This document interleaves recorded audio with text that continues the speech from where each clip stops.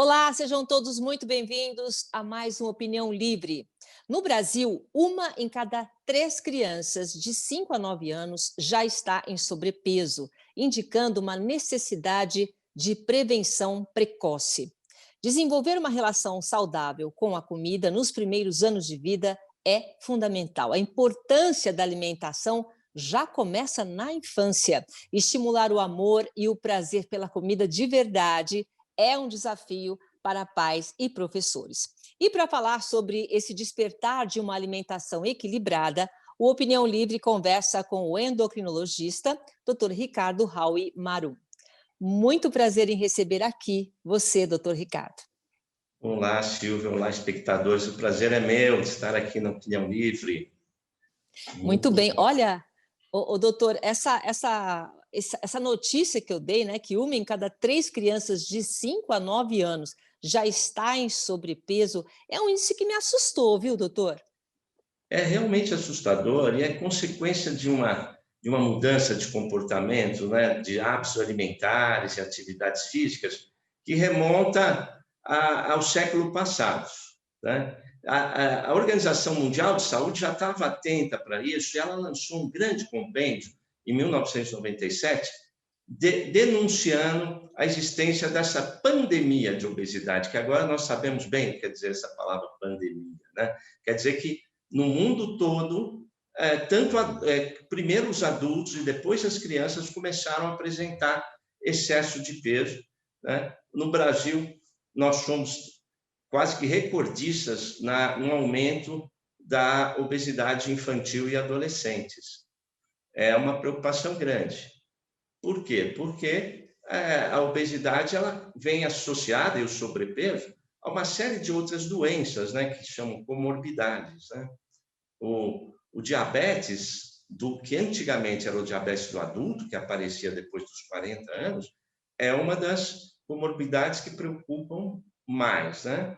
Depois a gente tem problemas ortopédicos, a gente tem problemas de gorduras altas no sangue, tem a insulina alta e um fígado gorduroso.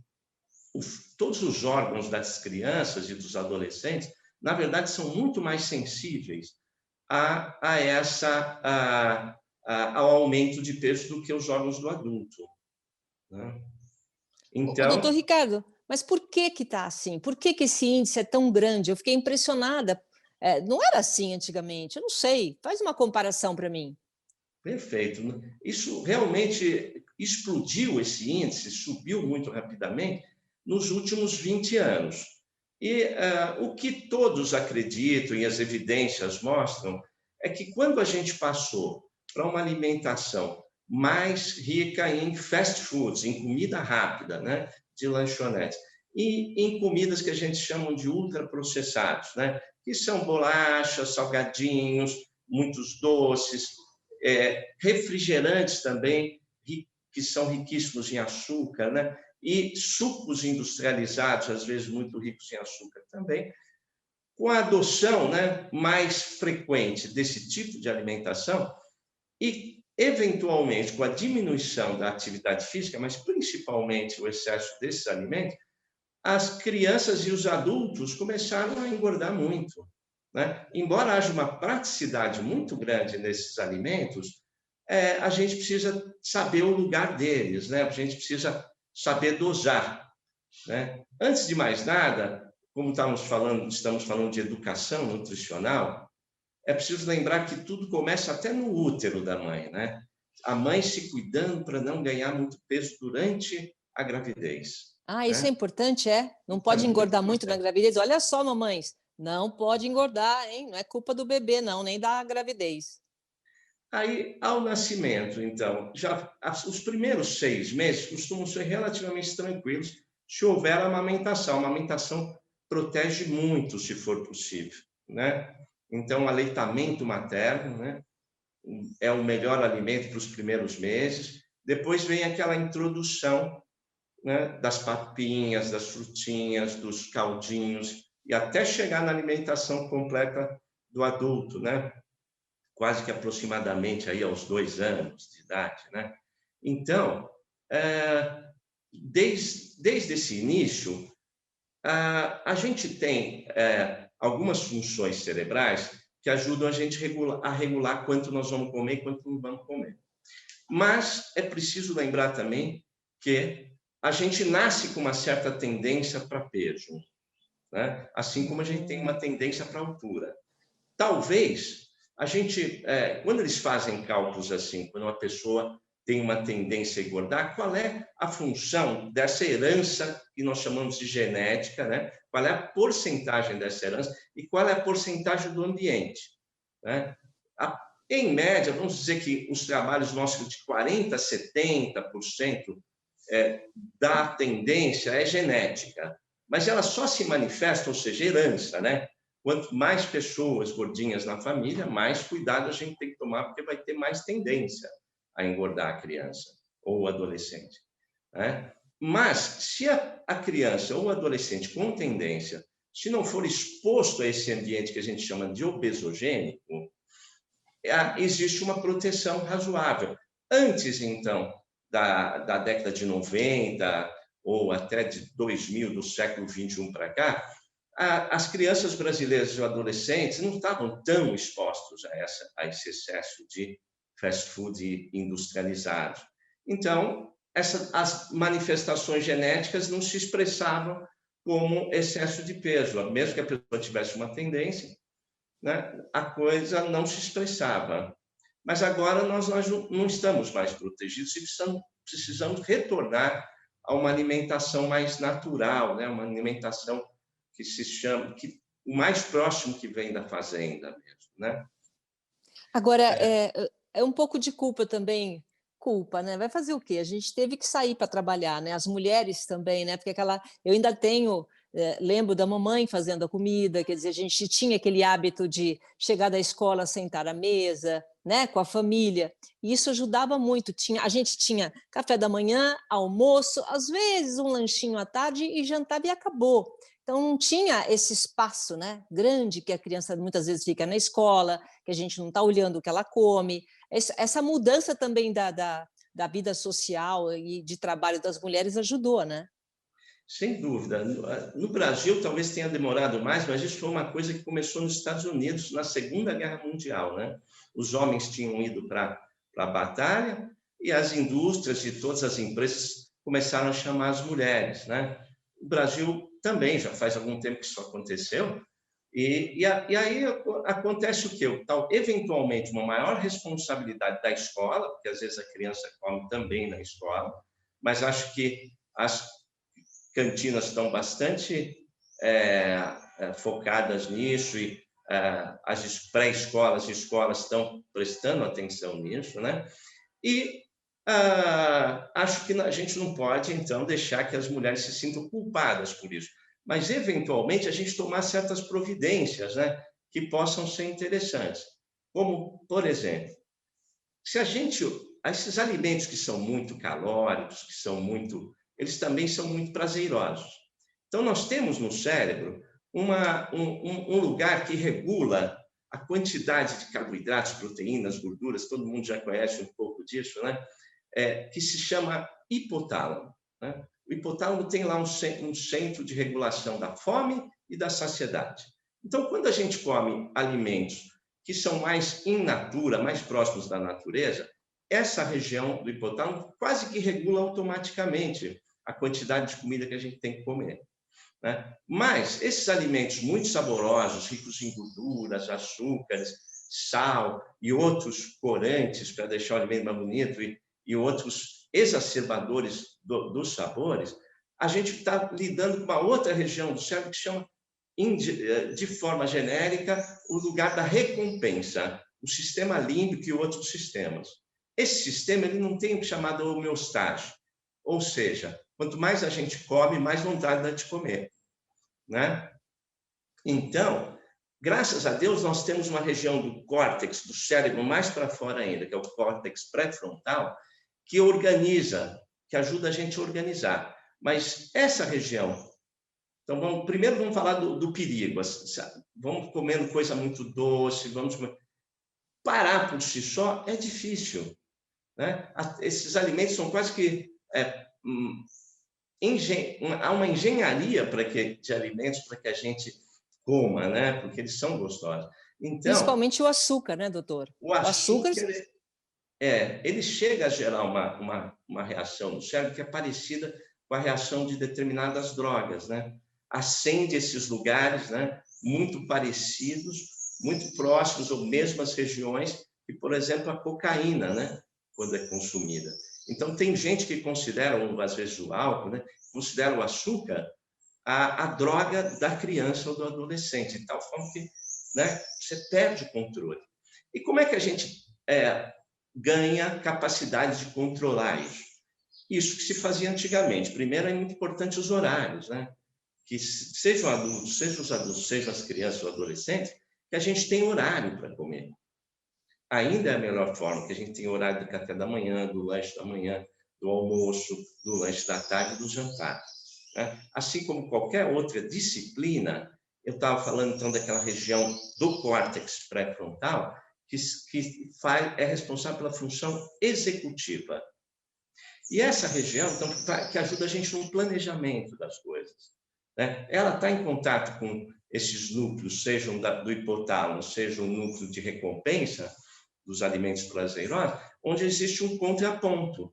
Só que essa região do cérebro ela não nasce amadurecida.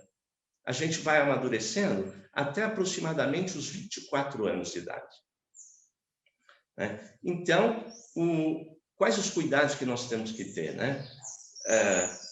Temos que não ter muito, pelo menos não deixar à vista esses alimentos perigosos, muito saborosos, né? Fast food e tudo mais, para que a gente possa já, então, focar primeiro na alimentação mais do dia a dia. Não então, comprar, né? Não comprar coisas, não essas comprar, se bolachas comprar, deixar escondido, recheadas. né? Por quê? Porque aos sábados vamos estabelecer 2 dias da semana para a gente comer esse tipo de alimento, né? Porque ele parece um pouquinho, ele entra numa área da diversão, do lúdico, do gostoso, né? Claro que tem que fazer parte da nossa vida, mas fazer parte todos os dias é complicado. Então, assim, desde o comecinho da infância, se a gente conseguir, né, condicionar essa coisa dos horários, condicionar alguns dias especiais para essas comidas e para o refrigerante, para o suco industrializado, é muito mais fácil do que deixar a coisa acontecer, deixar a dependência praticamente acontecer e depois ter que revertê-la, né?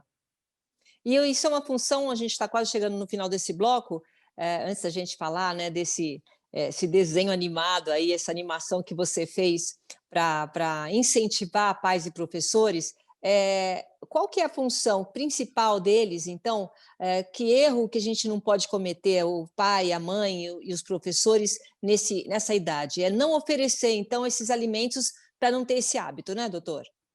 Sim, eu acho que a gente tem que, na verdade, fazer uma combinação, um contrato, né? Conversar com o cara e falar, esses alimentos nós teremos 1, 2 vezes por semana, depende de se a família tem uma tendência maior ou menor ao excesso de peso, né? Claro que tem sempre aquelas famílias onde a tendência é muito baixa, né? Pais magrinhos, pode acontecer, claro, em qualquer família, mas, né? Pais, avós, todos magrinhos, então pode deixar um pouquinho mais livre. Mas se a gente já percebe, e aproximadamente 70% da população ou mais tem a tendência, tem os genes, uma série de genes para ganhar peso, é melhor a gente regrar isso. Eu não digo não ter nunca, porque a convivência social por aí até obriga a gente, de vez em quando, a tomar um refrigerante, é gostoso, a comer uma bolachinha, né?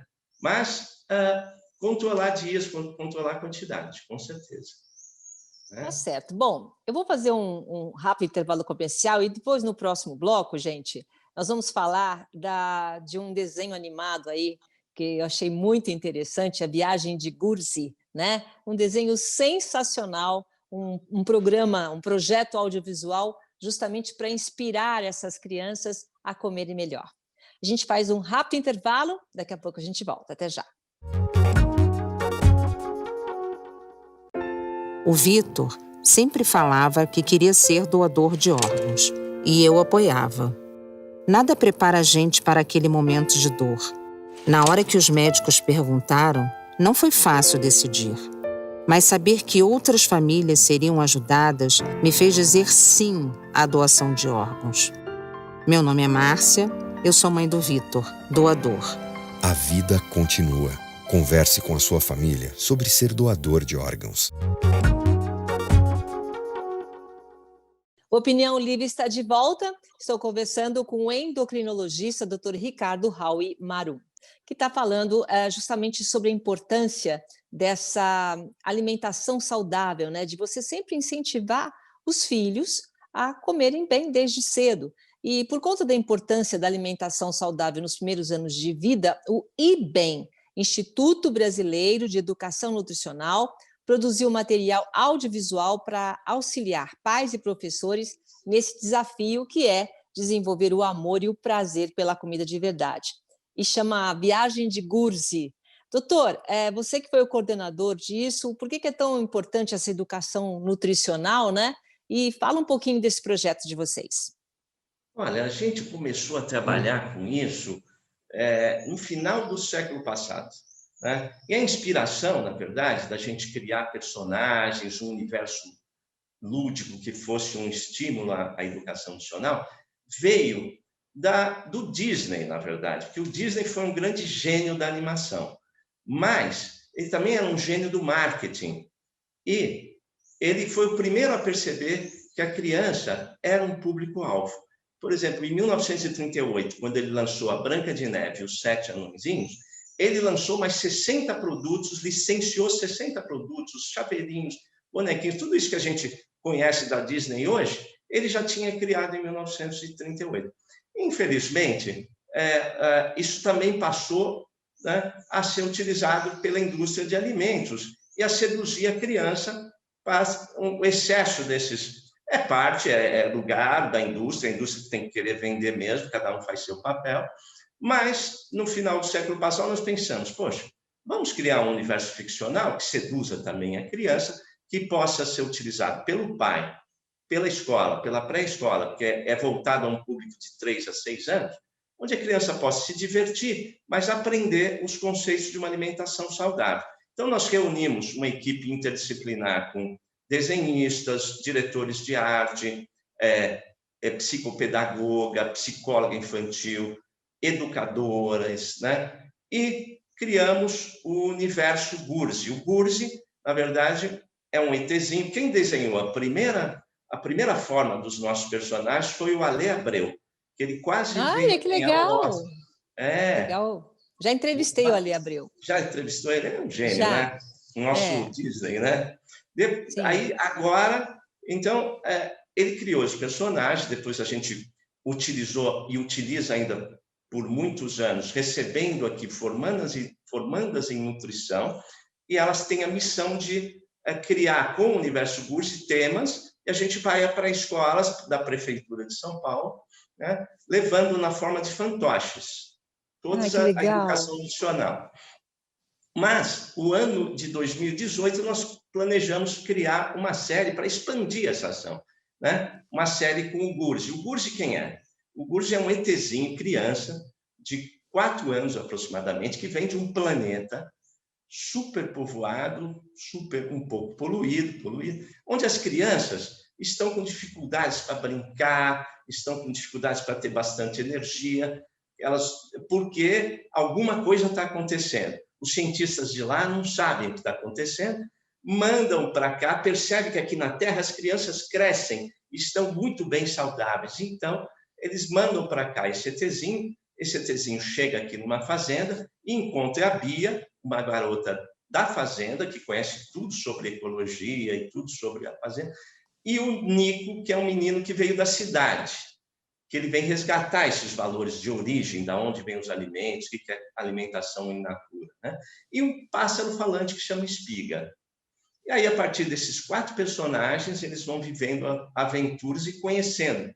Então, a série vai apresentar primeiro o problema que tem no planeta Gurzi, da onde vem o Gurzi, e depois o Gurzi vai aprendendo, então, um a um, os grupos alimentares. A gente começa aí com as frutas, a gente vai para um pomar, então eles caminham, eles vêm aliás, o objetivo é também mostrar a função dos alimentos, como é que esses alimentos são também apresentados comercialmente, né? Então, depois vem o leite, as crianças vão aprender tudo sobre o leite, as funções do leite, as transformações, e aí as hortaliças, a horta, depois vem as carnes, os proteicos, né? E assim por diante. Cada episódio, né, vai mostrando para as crianças de uma forma lúdica o arroz-feijão, que é um alimento muito importante no Brasil, as substituições do arroz-feijão, e, finalmente, os industrializados, mas aos poucos. E aí as crianças do planeta Gur vão recebendo o conhecimento através do curso, né? Assim que ele aprende, ele emite um raio e manda para o planeta dele, e a gente vê acontecendo as transformações e as crianças ficando cada vez mais saudáveis no planeta Gur, né? Como a gente quer que aconteça aqui no Brasil e no mundo, né? São 7 episódios, cada episódio fala de um tipo de alimento, é isso? Cada episódio, o primeiro episódio apresenta os personagens e a história. O segundo episódio vai falando, então, os grupos alimentares, né? Os grupos são divididos em frutas, né? O leite e derivados, as hortaliças, as folhas verdes, tudo que dá na horta, né? Depois, os proteicos, a origem dos proteicos, né? As carnes, os ovos. Depois... Agora, doutor, você acha que... Eu sei, né? Eu imagino as mães que estão acompanhando a gente, o esforço que a gente faz, né, para o filho comer bem. Não são todas as crianças que gostam de brócolis, né? Eu lembro que a minha filha sempre comia muito bem, até o dia que ofereceram um brigadeiro para ela, né? E aí você já não consegue mais controlar. Você acha que com a informação, né, essa informação que esse audiovisual, esse desenho, ele passa, apenas com a informação, isso já muda um pouco a cabeça da criança nessa fase? Olha, a gente procura estimular, porque a gente fala dos poderes dos alimentos, a gente fala dos problemas e tal. Mas é claro que isso é somente um instrumento, né? O que nós precisamos é, primeiro, o exemplo dos pais no dia a dia. Os pais têm que ser exemplo. Depois, eventualmente, se isso, né, na pré-escola, porque são crianças de 3 a 6, né? Os professores também ensinarem mais coisas, inclusive a gente tem recursos para... A pré-escola tem muitos recursos para isso, né? Quanto mais criança também for aderindo a isso, porque como as crianças fazem o seu processo de aprendizado de educação alimentar? Observando primeiro os pais, né? As pessoas que eles têm muita admiração e os coleguinhas também, né? Influenciam. Então, esses são os grandes influenciadores, né? Sim, com certeza. Assim, portanto, nós temos que, a partir de casa, dar os exemplos. Os avós também têm que participar, precisam tomar cuidado com quem faz a comida, né? Então, assim, isso o desenho, a série, a viagem de curso, é um instrumento que acho que facilita a vida do pai e dos professores de pré-escola. Mas não será suficiente, né? A gente precisa o entorno todo mudar, né? O entorno evoluir e prestar atenção para o que está acontecendo, né? Não é suficiente. Agora, o doutor, é verdade que, por exemplo, quando uma criança é obesa, né, ela já desenvolve essas células adiposas, que adulto que ela vai ser? Isso aí ela carrega para a vida toda ou dá para reverter? Não, a criança se tornando obesa, a gente vai ter um trabalho para reverter, né? O trabalho nunca é muito fácil, né? Mas não é uma assinatura de um destino, de forma alguma, não. Se a gente reorganiza a vida da criança, reorganiza todos os horários, reorganiza as quantidades, coloca a criança depois para algum esportezinho, também é muito importante, a criança começa a reverter. Mas se a gente deixar aleatoriamente, porque existe um mito, né? Ele está gordinho, porque daqui a pouco chega a adolescência, ele dá aquela esticada, né? E depois vai passar. Não, infelizmente, 70%, 80% das crianças que estão obesas vão se tornar adolescentes e depois adultos obesos, se nada for feito, né? Se nada for feito. Mas, sendo feita alguma coisa, não. Claro, o tratamento é capaz de reverter, porém é mais difícil do que prevenir, né? É mais difícil. O que eu noto é que esse desenho que vocês produziram é uma prevenção. Quer dizer, essa prevenção ela é muito importante nessa educação nutricional, né? Até para nós. Prevenir, hoje em dia, o que está na moda é prevenção. Sim, porque infelizmente os nossos corpos eles foram programados praticamente para tentar segurar o peso quando a gente está perdendo peso. Então é uma luta contra aquele hipotálamo que a gente tinha combinado, mencionado aquela hora. Ele tem lá um set point de peso. Se aumenta o teu peso, o que geneticamente o corpo acredita é que se a gente começa a emagrecer, está faltando comida no ambiente. Então, segura o peso. Então, depois que engordou, é uma briga, todo mundo sabe que é difícil. Né? Então, é muito melhor a gente prevenir, criar bons hábitos, né? Muito mais fácil do que depois ter que tratar. Mas, se desenvolveu já o excesso de peso, vamos tratar para reverter, com certeza. Né? Apenas lembrando, não sei que hora nós vamos comentar, que onde está esse desenho, né? Ele está no Fun Kids, ele está, que é um aplicativo, né? Ele está no Cirquinho, ele está no Prime Video da Amazon, né? E ele vai entrar no Now, ele vai entrar no Vivo Play, e assim a gente vai ampliando, né? Tem também uma televisão que chama Zulu, mas no momento ele está no Prime Video, no Fun Kids e no Cirquinho. Né? Quanto tempo é o desenho? Cada desenho ele dura 3 minutos e meio, 4. Os 2 primeiros são cantados, né? Tem música. Aliás, o primeiro é cantado e o último é cantado, é musicado, né? Então, eu tenho que dar os parabéns também à equipe atual que trabalhou com a gente, né?